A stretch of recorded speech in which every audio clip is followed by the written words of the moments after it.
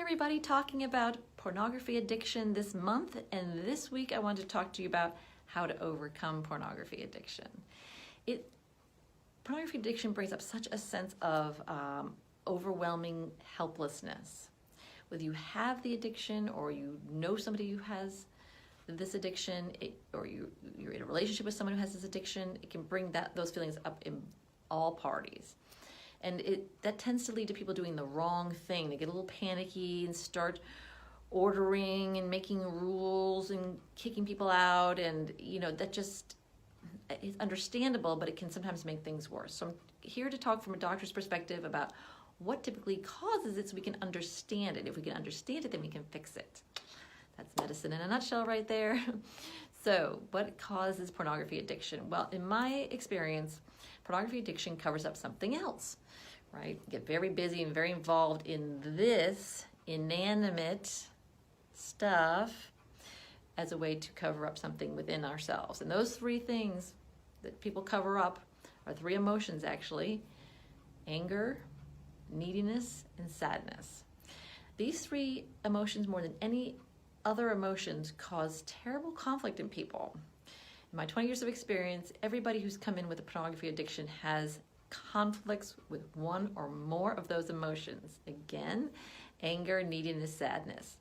So, what is that about? So what do you mean conflict, Dr. Dabney? Well, anger, for instance, people who feel anger, especially towards someone they love or care about, it can bring up tremendous guilt, as if they shouldn't have this anger, as if it's not normal to have this anger, or they express this anger that's going to lead to hurting that person. So they get very busy burying it, right? They won't admit it to themselves. They dare not say it ever. They just do everything they can. They get very involved in burying it. So pornography is a way, instead of saying to your significant other or loved one, hey, I'm really annoyed or angry that you've let our sex life slide, or that you aren't interested in sex anymore, or we don't have a closer relationship, whatever it is, instead they just pretend that anger's not even there, and they're going to use pornography instead. And oh, by the way, a lot of the times people who are burying anger accidentally let the person that they're in a relationship with find out. So then that person ends up getting punished, right? So the anger does get acted out, but not because you let on or talked about it, because you tried to bury it. Then it seeps out, and it's like, oh, then you punish that person for whatever it is they're not doing for you, as opposed to simply talking about it. The other emotion that people tend to cover up with pornography is neediness. Neediness is another emotion people get all conflicted about because they equate neediness with shame. I mean, neediness brings up a lot of shame because they equate it with clingy, having no empathy, people who go after people are too needy. You get this whole scale about certain needs are trivial, certain needs are not. It's this whole mess of things. None of it's true. Neediness is a normal human emotion. In fact, it's the cornerstone of all relationships, right? What's a relationship? But I need you, you need me, shared neediness. So if you think neediness brings up or equates to all these negative things, you're going to get busy burying it.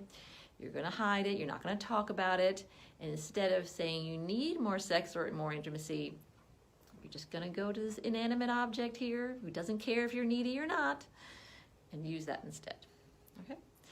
The third emotion that people with pornography addiction tend to have conflicts with and thus cover up is sadness. Again, like anger and neediness, sadness tends to be equated with weakness. There's some people who think if they feel sad, if they start feeling sad, they're going to go down this rabbit hole, like jello or puddle on the floor. These are the terms I've heard. And they're never going to be functional again. So they just fight sadness, like it's a plague. They don't understand. They won't accept that sadness is a normal human emotion.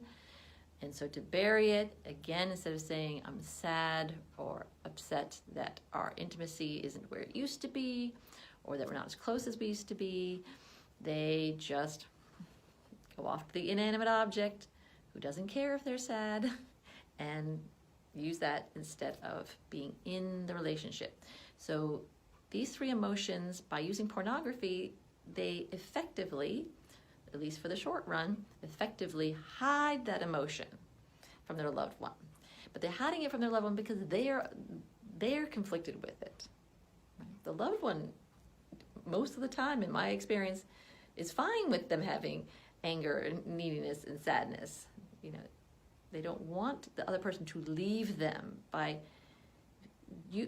bearing the emotion and leaving to go off to this other source. It's a way of putting a wedge between you and your significant other, and that causes more problems than actually saying what the emotion is. Okay, so that's pornography addiction. Understanding 101 tends to cover up the three, what I call enemy emotions: anger, neediness, and sadness. But these are normal. There's a normal as rain and leaves and the sky. It's biological, physiological. We all have emotions. If you can get used to and comfortable with those three emotions, then you don't need pornography to cover them up. I wish you all the best. Any problems or troubles, give me a call, 757-340-8800.